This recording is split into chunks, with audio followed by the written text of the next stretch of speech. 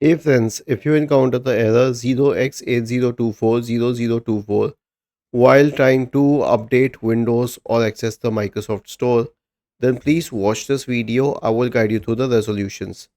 The first solution is to disable proxy. Press the Windows key and the R key together to open the run window. Type the command inet cpl.cpl and hit enter. This will open Internet Properties. Go to the Connection tab. Click on LAN settings. Make sure that automatically detect settings is checked and use a proxy server is unchecked. Click on OK, click on apply and then on OK once again. Then sync date and time. Right click on the start button, select settings from the menu. Now go to the time and language tab on the list on the left hand side.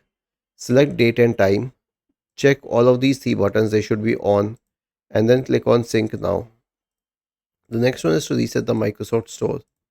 Okay, so press the Windows key and the R key together to open the run window. Type the command ws reset and hit enter. This will reset and relaunch the Microsoft Store.